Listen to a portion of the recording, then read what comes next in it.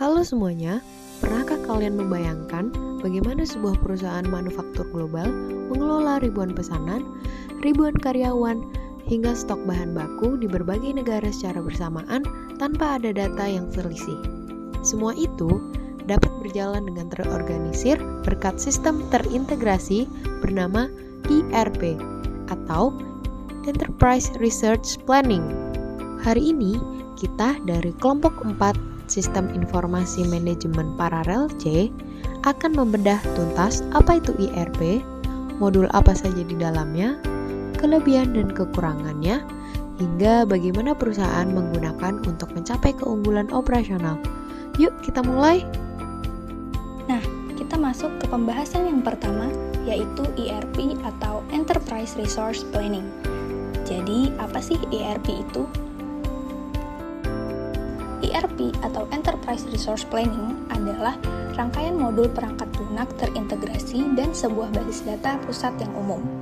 ERP juga merupakan sistem yang mengintegrasikan semua proses bisnis dalam satu platform, mulai dari keuangan, produksi, gudang, sampai sumber daya manusia. Dalam sistem ERP, semua data disimpan dalam satu pusat yang disebut Centralized Database.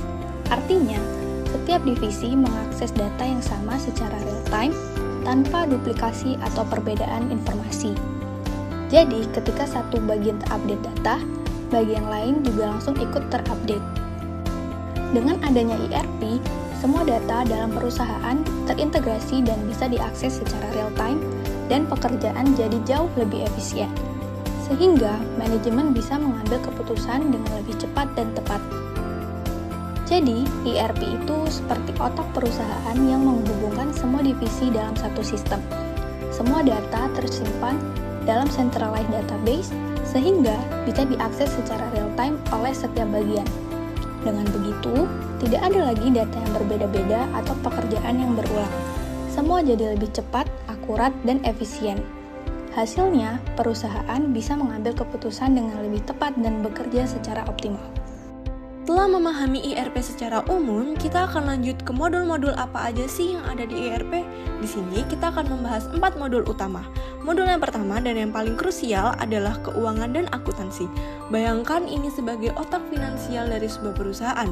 Di sini semua data transaksi terekam secara otomatis, mulai dari mengelola buku besar, memantau piutang dari pelanggan, hingga membayar hutang dagang kepada vendor.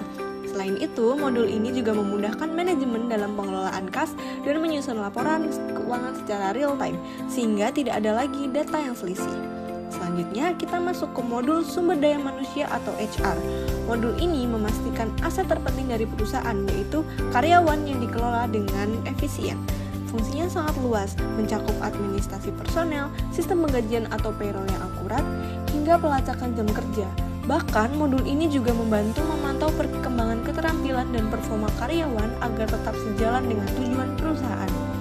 Yang ketiga adalah modul manufaktur dan produksi. Disinilah seluruh alur operasional diatur, mulai dari perencanaan pembelian bahan baku agar tidak menumpuk di gudang, pengaturan jadwal produksi harian, pemantauan kapasitas mesin, hingga penentuan tanggal pengiriman yang akurat kepada pelanggan. Dengan modul ini, proses produksi menjadi lebih efisien dan meminimalisir pemborosan. Dan terakhir adalah modul penjualan dan pemasaran. Modul ini bertugas memastikan produk sampai ke tangan konsumen dengan lancar. Fungsinya mencakup pemrosesan pemesanan, pembuatan tagihan atau penagihan, hingga perencanaan strategi penjualan ke depan. Hebatnya lagi, jika ada perubahan harga atau promo di pusat, seluruh sistem di cabang akan terupdate secara otomatis. Nah, itu tadi pembahasan tentang modul-modul yang ada di ERP. Selanjutnya, kita akan masuk ke materi berikutnya.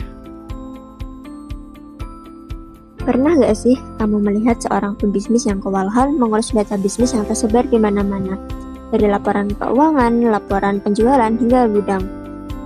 Akibatnya banyak waktu yang terbuang dan sering terjadi miskomunikasi. Nah, maka dari itu mari kita bahas tentang kelebihan dan kekurangan dari ERP atau Enterprise Resource Planning. Kelebihan ERP yang pertama adalah integrasi data, di mana ERP menyatukan seluruh divisi ke dalam satu database yang terpusat secara real-time. Lalu, kelebihan ERP yang kedua adalah efisiensi yang tinggi, di mana pekerjaan manual yang berulang-ulang kini telah diotomatisasi sehingga memangkas waktu kerja dan secara drastis mengurangi human error. Lalu untuk kelebihan ERP yang ketiga adalah pengambilan keputusan yang cerdas karena semua data terhubung dan akurat, sehingga para pemimpin perusahaan bisa menganalisis performa bisnis dan mengambil keputusan dengan jauh lebih cepat dan tepat. Kemudian untuk kekurangan dari ERP itu sendiri, yang pertama adalah biaya yang tinggi, karena investasi awal untuk membeli software, sistem, dan biaya perawatan ERP tidaklah murah. Lalu, kekurangan yang kedua adalah implementasi yang rumit. Untuk menggabungkan sistem baru ke dalam alur kerja perusahaan membutuhkan waktu yang panjang, bisa dari berbulan-bulan hingga bertahun-tahun. Kekurangan yang ketiga adalah adaptasi karyawan, karena perlu menyiapkan dana dan waktu ekstra untuk melatih karyawan agar terbiasa dengan sistem yang baru. Sebagai contoh nyata, mari kita lihat apa yang terjadi di balik layar saat Anda mengklik tombol beli di laman online shop sepatu Adidas. Ini bukan sekedar transaksi biasa. Ada simfoni teknologi bernama ERP atau Enterprise Resource Planning yang bekerja dalam hitungan detik.